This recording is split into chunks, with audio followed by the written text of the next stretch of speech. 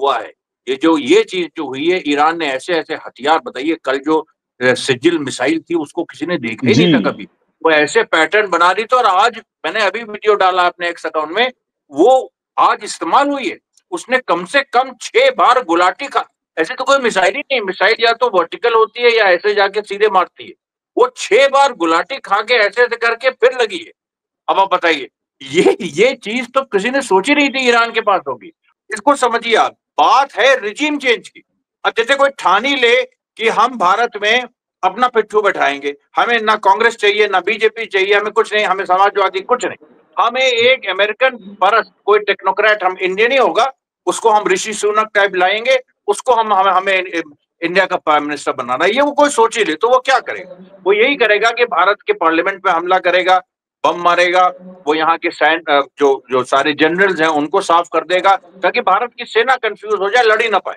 यही इन लोगों ने इराक में किया था, यही इराक में किया था, यही सीरिया में किया था, यही लीबिया में किया, यही तरीका है और यही ईरान में करना चाहते थे। और उसको ये था कि ईरान को इस समय मारने का सही वक्त है। और सोचिए आपने, इन्होंने सोचा क्या था, ये कहते हैं कि हम न्यूक्लियर फैसिलिटी ईरान की डिस्ट्रॉय करने के लिए हमने अटैक किया, उसलिए अटैक नहीं किया था। असली बात नेतन्याहू ने बोल दी, रिजीम चेंज के लिए उनको ये था।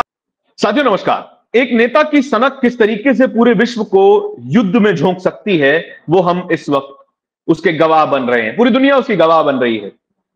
ईरान और इजराइल के बीच चल रही युद्ध जैसी स्थिति, या कहें युद्ध को पूरी दुनिया विटनेस कर रही है। और जब ईरान के ही न्यूक्लियर प्रोग्राम पर एक ऐसे देश को परेशानी होनी शुरू हो जाती है जिस देश के न्यूक्लियर प्रोग्राम पे कोई पूरी दुनिया भरोसा नहीं कर सकती है, वही देश अब कह रहा है कि देखिए एरिया में हम ही सुपर पावर रहेंगे और जब जब हम गुंडागर्दी करेंगे तब तक सब जायज होगा, लेकिन कोई हम पर हमला करेगा तो हम वॉर क्राइम का हल्ला मचा देंगे। इन्हीं तमाम बातों पर चर्चा करने के लिए हमारे साथ मौजूद हैं सीनियर जर्नलिस्ट अमरीश मिश्रा जी। अमरीश जी, बहुत बहुत स्वागत है आपका हमारे चैनल पर। सर, पहला सवाल तो यही है कि क्या इजराइल को उसके कर्मों की सजा उसी के शब्दों में मिलनी शुरू हो गई है?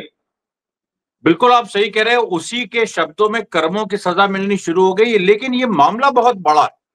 ये मामला ये है कि एक अंतरराष्ट्रीय ऑर्डर जो अमेरिका इजराइल ने बनाया था, और खासतौर पे मिडिल ईस्ट में, वेस्ट एशिया में, वो अंतरराष्ट्रीय ऑर्डर क्रम्बल कर रहा है। वो अंतरराष्ट्रीय ऑर्डर क्या था? वो ये था कि मिडिल ईस्ट के सारे देश अमेरिका के मातहत रहेंगे, और अमेरिका के मातहत का मतलब इजराइल के मातहत रहेंगे। फिलिस्तीन को आजादी नहीं मिलेगी, जबकि यूएनओ रेजोल्यूशन है।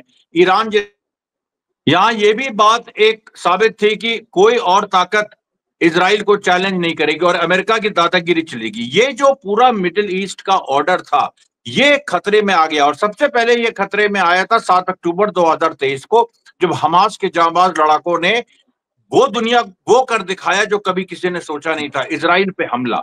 और वो इतना बड़ा हमला था, उसमें हजारों इजरायली मारे गए, ऑन रिकॉर्ड है वो। पूरी की पूरी सुरक्षा व्यवस्था, इजराइल जो इतनी बड़ी टेक्नोलॉजिकल पावर अपने को कहता था, पूरी की पूरी सुरक्षा व्यवस्था उसकी चरमरा गई।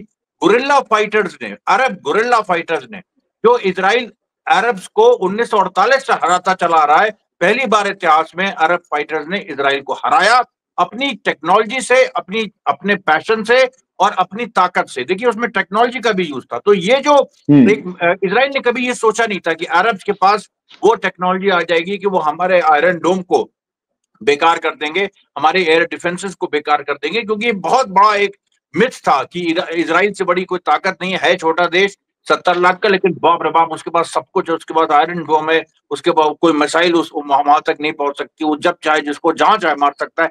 ये मिथ सबसे पहले 7 अक्टूबर 2023 को टूटा। उसके बाद जब हिजबुल्लाह से लड़ाई, सितंबर से लेके नवंबर 2024 तक जो हिजबुल्लाह से लड़ाई चली, तो हिजबुल्लाह ने भी दांत खट्टे कर दिए इजराइल के, लेकिन वहां पर संधि कर ली। और उसके बाद अब जब ईरान पे धमकी देना शुरू किया, और इजराइल ने सही पकड़ा कि ईरान ही एक तरह से मिडिल ईस्ट में अगर कोई ताकत विचारधारात्मक रूप में ये चाहती है और ये कहती रही है कि अमेरिका इजराइल का कोई वजूद मिडिल ईस्ट में नहीं होना चाहिए, इजराइल कोई देश ही नहीं है, इजराइल तो 1948 में जबरदस्ती बनाया गया और उसको वेस्टर्न पावर्स ने बनाया, और वेस्टर्न पावर्स का भी कोई आधार मिडिल ईस्ट में नहीं होना चाहिए, तो वो ईरान है। ईरान का जो 1979 में जो रेवोल्यूशन हुआ था, उसकी विचारधारा यही है कि मिडिल ईस्ट में किसी भी फॉरेन ऑक्यूपेशन का कोई रोल नहीं होना चाहिए। अब जब तो उसको लग रहा था कि ईरान को खत्म करो, क्योंकि हमास से वो जीत नहीं पा रहे थे, वहां हमास ने फंसा दिया था, हमास और उसकी टनल्स ने। वेस्ट बैंक में भी वो फंसे हुए थे, लेबनान में भी वो एक तरह से संधि है, सीरिया में उनको एक सफलता मिली थी, लेकिन सीरिया में रेजिस्टेंस शुरू हो गया है। तो अब उसको ये था कि ईरान को इस समय मारने का सही वक्त है। और सोचिए आपने, इन्होंने सोचा क्या था, ये कहते हैं कि हम न्यूक्लियर फैसिलिटी ईरान की डिस्ट्रॉय करने के लिए हमने अटैक किया, उसलिए अटैक नहीं किया था। असली बात नेतन्याहू ने बोल दी, रिजीम चेंज के लिए। उनको ये था कि जैसे सीरिया में हमने अब एक पिट्ठू सरकार अपनी रखाई बनाई, एक आतंकवादी जिसपे मिलियंस ऑफ डॉलर्स अवार्ड था, उसको जाके हमने प्राइम मिनिस्टर बना दिया, उसका होल सोल बना दिया जुलानी को, और ट्रंप ने उससे हाथ मिला लिए। तो ये था कि हम अपने पिट्ठू को, यानी क्योंकि हम जानते हैं अमेरिका इजराइल ही ने आईसिस बनाया है, अलकायदा बनाया, इन्हीं के लोग हैं। और जब इनको सही में असली जो क्रांतिकारी जिहाद का सामना करना पड़ा, जहां मजलूम जालिम के खिलाफ लड़ता है, तो उनकी हालत खराब हो गई। तो सीरिया की तरह ईरान में करना चाहते। और दूसरा, सद्दाम हुसैन और गद्दाफी का जो इन्होंने हाल किया था, उसी तरह से खमैनी का हाल करना चाहते थे कि वहां पर एक रिजीम चेंज का मतलब क्या है? रिजीम चेंज का मतलब कि अचानक आप हमला करिए, उस देश की टॉप लीडरशिप को आप साफ कर दीजिए, उसके बाद अराजकता फैलती है, अराजकता में फिर इनके लोग आके सत्ता में आ जाते हैं, सीधी सी बात है। यही इन्होंने सोचा था। और सबसे पहले दिन 12-13 जून के बीच में यही हुआ था। उस रात को 28 टॉप जनरल मार दिए गए एक बार में, एक ही गो में मार दिए गए। उसके बाद हमले शुरू हुए, वो हमले रुके नहीं, 2 दिन 3 दिन जनरल्स मारे गए, फिर साइंटिस्ट मारे गए।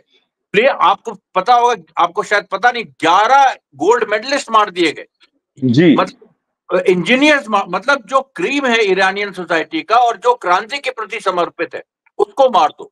और जो 79 के पहले का ईरान था, जो कि पश्चिम परस्त था, जो इंटॉक्सिकेटेड था वेस्ट से, और उसका शाह वाला जो पूरा वो जो रिजीम था, उसको उन लोगों ने वहां महफूज रखा। उसके लोगों के माध्यम से ईरान के अंदर घुस के, जो पहला वेव था उसमें इजराइल ने बाद में अटैक किया, ईरान के अंदर घुस के मोसाद ने जो एक लंबा 1979 और 80 से जो पर्शियन जूस हैं उनके माध्यम से जो नेटवर्क बनाया था, उसको एक्टिवेट किया।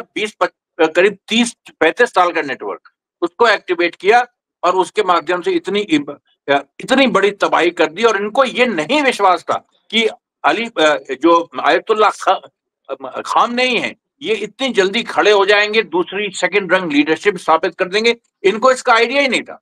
और इसलिए इन लोगों ने सोचा था कि जल्दी से ये काम होगा, एक हफ्ते में हम निपटा देंगे, खामनेई को हटा देंगे, उसके बाद रशिया और चाइना जो ईरान के साथ है वो कुछ नहीं कर पाएंगे। प्यूटिन को भी यही कहा गया था कि सीरिया जैसा हाल होगा और तुम इससे दूर रहो। और प्यूटिन वगैरह भाई कंफ्यूज थे। चाइना अकेला देश था, क्योंकि चाइना कम्युनिस्ट कंट्री है, वो भी वैचारिक कंट्री है, उसने साथ दिया ईरान का शुरू से ही, और नॉर्थ कोरिया ने।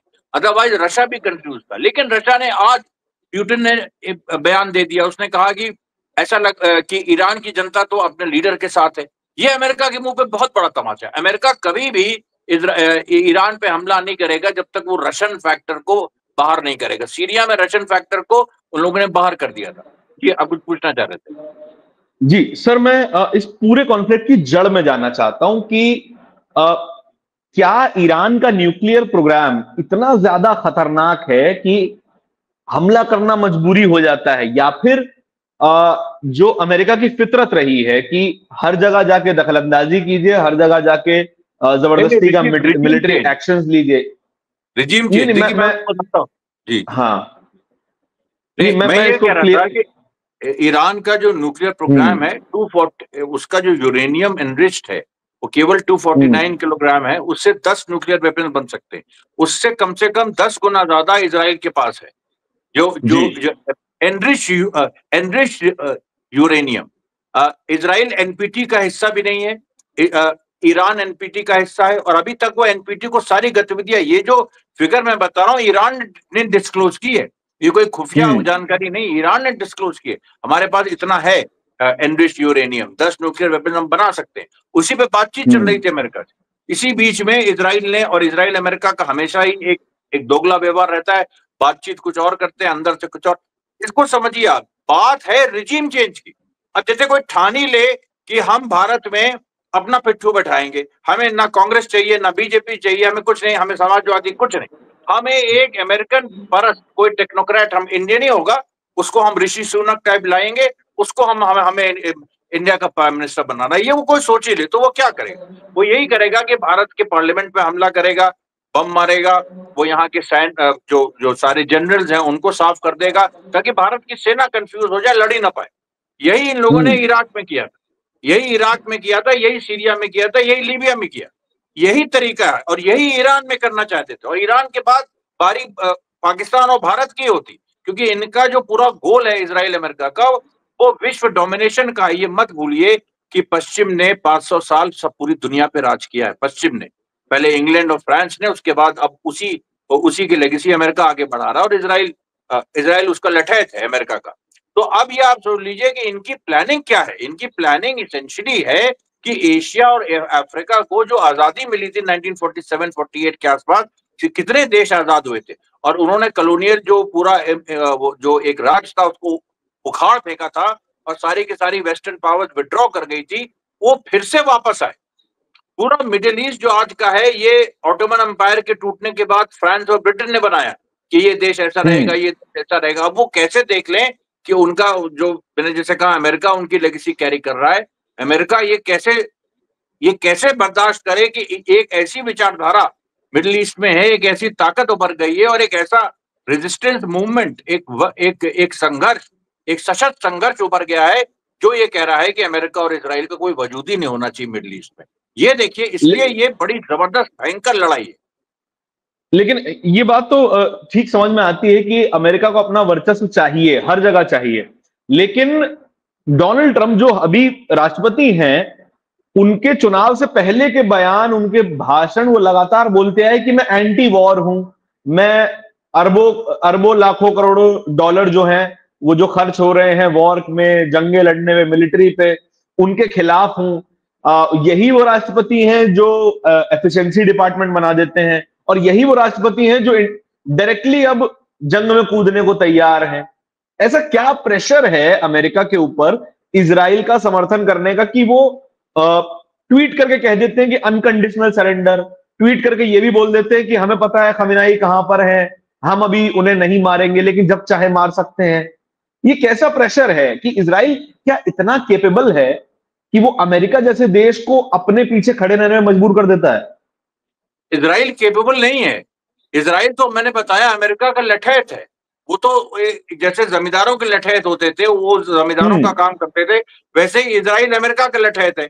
अमेरिका की ये पूरी मंशा है कि अमेरिका डर रहा है, क्योंकि जब से ब्रिक्स उभरा है, जिसमें Russia, China, south Africa, Brazil, India है, तब से डॉलर को खतरा है, डॉलर की हेजमनी को। अगर डॉलर वर्ल्ड करेंसी नहीं रही तो अमेरिका खत्म हो जाएगा। अमेरिका कुछ प्रोड्यूस नहीं करता आज की तारीख में। चाइना मैन्युफैक्चरिंग जायंट है। अमेरिका की सारी पूंजी चाइना, भारत और इस तरह के देशों में लगी है, बांग्लादेश तक में लगी है, अमेरिका में नहीं लगी है। तो इसलिए अमेरिका केवल सरवाइव कर रहा है डॉलर के बल पे, कि डॉलर की करेंसी छापते जाओ, पूरी दुनिया का ट्रेड डॉलर में होता है, तो कभी अमेरिकन इकोनॉमी खत्म ही नहीं हो सकती, क्योंकि डॉलर हमेशा डिमांड में होता है। और जब तक डॉलर डिमांड में है, अमेरिका के पास पूरा गोल्ड रिजर्व, सारे हर चीज के करेंसी रिजर्व इतने बड़े हैं कि वो पूरा। अच्छा, दूसरी बात, अमेरिका में केवल एक इंडस्ट्री है, वो है मिलिट्री इंडस्ट्रियल कॉम्प्लेक्स, हथियारों को बनाने वाली फैक्ट्री। ये जो अमेरिका में अकेली इंडस्ट्री है। अब ये जो अकेली इंडस्ट्री है, ये अपना वर्चस्व चाहती है, और ये चाहती है दुनिया में युद्ध चलता रहे, युद्ध खत्म ना हो। और इसीलिए देखिए, बीच बीच में 9/11 हुआ, जो कि काफी लोग कहते हैं अमेरिका ने खुद कराया। उसके बाद युद्ध शुरू हुआ, अफगानिस्तान में ये हारे, इराक से ये पिट के भागे। उसके बाद इन्होंने फिर ये जो 7 अक्टूबर हुआ, इसके बाद ये हुआ कि अब पूरे मिडिल ईस्ट में युद्ध फैलाओ। और ईरान के खिलाफ, ईरान तो बहुत दिनों से टारगेट में है। आप देखिए, शुरू से 1979 का रेवोल्यूशन हुआ, उस समय से ईरान टारगेट में है। और ईरान को इन लोगों ने हमेशा कहा है कि ये पहले सोवियत रशिया और अमेरिका की एक पूरी कोल्ड वॉर चलती थी, सोवियत रशिया ढह गया, उसके बाद इन्होंने सबसे बड़ा दुश्मन अपना सबसे बड़ा दुश्मन ईरान को ही समझा, क्योंकि ईरान वैचारिक रूप से सबमिट नहीं करता। और ईरान कहता है कि जो साम्राज्यवाद विरोधी विचारधारा ईरान की रही है कि हम किसी साम्राज्य को नहीं मानेंगे, हमारे ऊपर कोई आए, कोई दूसरा देश वो राज करे और यहाँ की दौलत लूट के ले जाए, जैसे भारत के साथ हुआ, उस तरीके की चीज ईरान कहता है कि हम उसको अलाउ नहीं करेंगे। तो वैचारिक उनके सामने यही संकट था। नहीं तो अरब देश जो है, अरब देश उसमें जो राजशाही है वहां पर, तो वो राजा से मिलके अपने अपने भी लोगों को लूटते हैं, अमेरिका के साथ साझेदारी करते हैं, इसीलिए उनसे कोई खतरा नहीं है, सऊदी अरेबिया और तमाम। हालांकि अगर ईरान ढह गया तो सऊदी अरेबिया भी नहीं बचेगा, टर्की भी नहीं बचेगा, तब कुछ नहीं, तब ग्रेटर इजराइल बनेगा, और ग्रेटर इजराइल क्या होगा, वो अमेरिका का बहुत बड़ा लठैत। ये बहुत बड़ी जियोपॉलिटिकल वॉर है, ये छोटी चीज नहीं है जो इस समय हो रही है। और ईरान ने जो स्टैंड ले लिया है, ईरान ने जो आज हमला करके तेल अवीव को ध्वस्त कर दिया, कम से कम 68 इंस्टॉलेशंस पे मारा है एक साथ, हजारों इजरायली या तो मारे गए हैं या घायल हुए हैं। नेतन्याहू पागलों की तरह चिल्ला रहा है कि मेरे बेटे की शादी नहीं हो पाई, मेरे बेटे की शादी नहीं हो पाई। सोच लीजिए, ये लेवल है उस नेता का। और पूरा जो इजराइल है इस समय हिला हुआ है और ये डरा हुआ है कि अगला कदम ईरान का क्या होगा। ये देखिए ताकत है एक क्रांतिकारी फिलॉसफी की। जी सर, गाजा में जब जब हमला हुआ, वहां पे ऐसी तस्वीरें निकल के आई जो कि विभत्स थी। जो लास्ट हमला जो किया गया, एक ट्रक के सामने जो है खाना लेने के लिए, एड लेने के लिए जो है भीड़ लगी हुई थी, और वहां से टैंक राउंड फायर कर दिया गया, 59 लोग मारे गए, जो कि एक वॉर क्राइम था। इससे पहले जो वॉर क्राइम किया गया, जिनीवा कन्वेंशन के अकॉर्डिंग हॉस्पिटल्स पे बम नहीं गिराए जा सकते, इजराइल ने गिराए। लेकिन जब ईरान ने इजराइल के हॉस्पिटल पे बम गिराया तो फिर वो चिल्लाने लगा कि नहीं नहीं, ये तो वॉर क्राइम है, वॉर क्राइम है। क्या दोगला है? ये तो है दोगला। देखिए, और ईरान ने जो हॉस्पिटल पे मारा, सरोका हॉस्पिटल पे, वो भी सरोका हॉस्पिटल उसका निशाना नहीं था, उसके बगल में आईडीएफ की इंटेलिजेंस एक बहुत जी। बड़ा एक ऑफिस था। इजराइल हमास को कहता है कि वो सिविलियंस को ह्यूमन शील्ड की तरह यूज करता है, उल्टा है। इजराइल अपने सिविलियंस को ह्यूमन शील्ड की तरह यूज करता है, क्योंकि मोसाद का भी जो हेडक्वार्टर कल ईरान ने मारा था वो भी सिविलियन एरिया में था, तो सिविलियंस तो इफेक्ट होंगे। जो किरिया उनका जो पेंटागन है इजराइल का, वो भी सिविलियन एरिया में था। उसको फॉक्स टेलीविजन का कॉरेस्पॉन्डेंट कवर कर रहा था और वो उसको वहां से भगाया उन लोगों ने। सारी ये चीजें, इसीलिए देखिए ये जो युद्ध है, बहुत सारी सच्चाइयां भारत में, जो लोग पश्चिम से अभिभूत हैं, देखो सच्चाई पश्चिम की क्या है। ये है पश्चिम, असली नंगा, क्रूर, झूठ बोलने वाला, दोगला, तुम्हें लूटने वाला, ये पश्चिम है। ये चीज इस लड़ाई से सामने आई है, ये खुली है, और ये ऐतिहासिक चीज है, और ये महीनों चलेगी, ये कुछ दिनों की बात नहीं है, ये महीनों चलेगी। और आपको एक चीज और बता दे, फिलिस्तीन की आजादी से ही ये खत्म होगी। फिलिस्तीन का झंडा तेल अवीव पे लहराएगा। आप मेरी बात नोट कर लीजिए, लोग इसको थोड़ा वो लेंगे, लेकिन तेल अवीव पे फिलिस्तीन का झंडा डालेगा, क्योंकि ईरान ने कह दिया है हम ना सरेंडर करेंगे। वो समय चला गया बातचीत का। एक हम तो या तो जंग में पड़ते नहीं है, अगर हम पे अटैक हुआ फिर हम जंग कब खत्म होगी ये हम तय करेंगे, ये सीधी बात। जी सर, डोनाल्ड ट्रंप के सामने दो रास्ते खड़े हुए हैं। खुद उनकी कैबिनेट मिनिस्टर और वहां की खुफिया एजेंसी की अध्यक्ष हैं तुलसी गबार्ड, खुले मंच पे कहती हैं कि ऐसा कोई सबूत नहीं है कि ईरान बम बना रहा था, या फिर अगर बनाना शुरू भी करे तो उसको 2 या 3 साल लग जाएंगे। डोनाल्ड ट्रंप उनसे किनारा कर लेते हैं कि नहीं, I don't care what she says. अपने ही कैबिनेट में केवल डोनाल्ड ट्रंप और उनके उपराष्ट्रपति जो है वो ये वॉर के समर्थन में है। कई सेनेटर्स, कई कांग्रेसमैन खुले मंच पे कह चुके हैं कि हमें जंग की जरूरत नहीं है। फिर भी डोनाल्ड ट्रंप इस पे अड़े हुए हैं। अगर अगर डॉलर की हेजिमनी की ही बात है, तो डॉलर की हेजिमनी तो तुलसी गबार्ड भी चाहती होंगी, तमाम सेनेटर्स, तमाम कांग्रेसमैन भी चाहते होंगे, जाहिर सी बात है ट्रंप भी चाह रहे हैं। तो फिर ये दो विचार कैसे आ जाते हैं एक ही पर्सपेक्टिव को लेके? सही, अच्छा सवाल है आपका। देखिए मैं बताता हूँ, डॉलर की हेजिमनी का जो इशू है वो बहुत कॉम्प्लेक्स है। अलग अलग लोग अलग अलग तरीके से उसको मेंटेन करना चाहते हैं, हर अमेरिकन मेंटेन करना चाहता है, लेकिन तुलसी गबार्ड और तमाम और लोगों का ये कहना है कि एंगेज करो सब लोगों से, एक ट्रेड जो ट्रेड डिस्प्यूट्स हैं उनको हल करो। और ये ऐसी समस्या नहीं है जिसके लिए वॉर पे जाया जाए अभी फिलहाल। उनका वो ये नहीं कहते हैं कल को नहीं वॉर पे जाया जाए, लेकिन वॉर पे जाया जाए और ईरान के खिलाफ जाया जाए, ये बड़ी अजीब सी बात है। अच्छा, इसमें जो है अब डोनाल्ड ट्रंप का क्या, डोनाल्ड ट्रंप जो खुद एंटी वॉर था अब एकदम प्रो वॉर हो गया है। उसका उसकी उसकी ये सोच है कि अगर हमें चाइना से कल लड़ना है, आज नहीं तो कल चाइना से लड़ना है, क्योंकि डॉलर जो है ये चाइना रशिया दोनों छोड़ने वाले हैं और पूरा ब्रिक्स छोड़ेगा। भारत को तो खैर धमका हमका देते हैं, लेकिन जब रशिया चाइना हो जाएगा तो भारत को फायदा है डॉलर से अलग हटे। तो अब उसका ये कहना था कि अभी अगर हमने नहीं दिखाया दुनिया को कि हम क्या कर सकते हैं, ईरान का एक they wanted to make an example out of Iran कि ये देखो ये होगा जो देश हम अमेरिका और इसका इजराइल का, मतलब इजराइल तो उसका लठैत है, जो देश अमेरिका का विरोध करेगा, बेसिकली जो अमेरिका का विरोध करेगा। इसलिए इसमें इसको लेके मतभेद है कैबिनेट में कि अभी सही टाइमिंग है कि अभी, जैसे फ्रांस और इंग्लैंड कह रहे हैं कि सही टाइमिंग नहीं, उनका वो है साथ, नेटो पूरा साथ है, लेकिन टाइमिंग की भी तो बात होती है ना, उसमें डिफरेंस है। वो कह रहे हैं कि अभी सही टाइमिंग नहीं है, अभी ये सब कर रहे हो, इससे ईरान और मजबूत होगा, ईरान को सिंपैथी मिलेगी, ईरान न्यूक्लियर बॉम्ब की तरफ और ज्यादा तेजी से बढ़ सकता है। तो ये सारी बातें ऐसी हैं कि जो मतभेद हैं, लेकिन उन मतभेदों पे सबसे बड़ा वीटो वहां की मिलिट्री इंडस्ट्रियल कॉम्प्लेक्स का है, जो अभी चाहता है ईरान के साथ वॉर हो। लेकिन वो पलटवार जो हुआ है, ये चीज जो हुई है, ईरान ने ऐसे ऐसे हथियार, बताइए कल जो सिजिल मिसाइल थी उसको किसी ने देखा ही नहीं था कभी, वो ऐसे पैटर्न बना रही थी। और आज मैंने अभी वीडियो डाला अपने एक्स अकाउंट में, वो आज इस्तेमाल हुई है। उसने कम से कम 6 बार गुलाटी खा, ऐसे तो कोई मिसाइल ही नहीं, मिसाइल या तो वर्टिकल होती है या ऐसे जाके सीधे मारती है, वो 6 बार गुलाटी खा के ऐसे ऐसे करके फिर लगी है। अब आप बताइए, ये चीज तो किसी ने सोची नहीं थी ईरान के पास होगी। और ईरान मतलब भारत हो गया, मतलब जो ग्लोबल साउथ है, जो विकासशील देश है, उनके पास इस तरह की टेक्नोलॉजी है ही नहीं, और बड़े बड़े देशों के पास, इजराइल के पास नहीं है। इसमें मैं एक माजरत चाहूंगा, थोड़ा मुझे दूसरे इंटरव्यू में जाना है, तो ये मैं कंक्लूड करूंगा, प्लीज।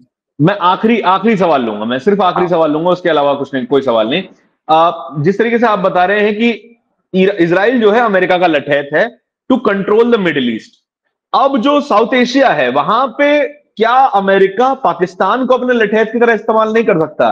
पाकिस्तान को समर्थन करेगा to control India and other countries, control Bangladesh, Myanmar और इंडोनेशिया वगैरह, इन सबको कंट्रोल करने के लिए क्या पाकिस्तान को समर्थन नहीं कर सकता कल को? पाकिस्तान को वो समर्थन कर चुका है, पाकिस्तान का उसने इस्तेमाल खूब किया सोवियत रूस को खत्म करने के लिए। वहां से एक फर्जी जो जिहाद चला, वो उसको, क्योंकि असली जिहाद तो हमास वाला है, इंसाफ की लड़ाई, जो फर्जी जिहाद है, पाकिस्तान फर्जी जिहाद की जमीन है। मैं हमेशा कहता हूँ फर्जी जिहाद के माध्यम से उसने डिस्टेबलाइज अमेरिका को किया। लेकिन चाइना फैक्टर जो आ गया है, अब चाइना फैक्टर जो आ गया है, क्योंकि अमेरिका के पास वो नीतियां नहीं है कि पाकिस्तान को आर्थिक सपोर्ट दे सके। पाकिस्तान के सामने सबसे बड़ी समस्या डिफेंस की नहीं है, आर्थिक समस्या है। आर्थिक मॉडल उसके पास नहीं है, उसका देश, उसका अर्थतंत्र टूट रहा है, वो चाइना ही उसकी मदद कर सकता है। अमेरिका ना उसमें इतना इन्वेस्ट करेगा, ना अमेरिकन कैपिटल उसमें आएगा। चाइना ही है जो बेल्ट एंड रोड इनिशिएटिव बना रहा है, पाकिस्तान को आर्थिक रूप से खड़ा कर रहा है। अगर पाकिस्तान ने ये गलती की कि चाइना को छोड़ के वो अमेरिका के साथ गया, तो इंडिया चाइना मिलकर पाकिस्तान को मारेंगे, आप देख लीजिएगा, ये कुछ भी हो सकता है अगर पाकिस्तान ने ये। हालांकि अभी पाकिस्तान अपने को ईरान के साथ दिखा रहा है, लेकिन कल को क्या, मतलब हम कुछ नहीं कह सकते कल क्या होगा। लेकिन चाइना अमेरिका के साथ कभी नहीं जा सकता, उनकी मरने मारने की लड़ाई जैसे ईरान और इजराइल की, तो वही पूरी स्थिति है। इसलिए पाकिस्तान हर तरफ से देखिए घिरा हुआ, पाकिस्तान की बस की बात नहीं है, अमेरिका उसको इस्तेमाल करेगा लेकिन फेल हो जाएगा। जी ठीक। तो देखिए, जंग कभी किसी को कुछ नहीं देके जाती, जंग में कभी कोई जीतता नहीं है, दोनों तरफे हारती हैं, बस नुकसान कम ज्यादा हो सकता है। इजराइल ने हमला किया, जवाब मिला, ईरान को भी नुकसान हो रहा है, लेकिन अंत में जंग का नतीजा केवल और केवल लाशों के अंबार होते हैं। आपके इस पूरी चर्चा के बारे में क्या विचार है, ये कमेंट सेक्शन में जरूर बताइएगा। बहुत बहुत धन्यवाद सर हमारे साथ इस चर्चा में शामिल होने के लिए। बहुत बहुत इस तरह के चर्चाओं को देखते रहने के लिए बोलते हैं हिंदुस्तान को सब्सक्राइब जरूर कर लीजिए। बहुत बहुत धन्यवाद।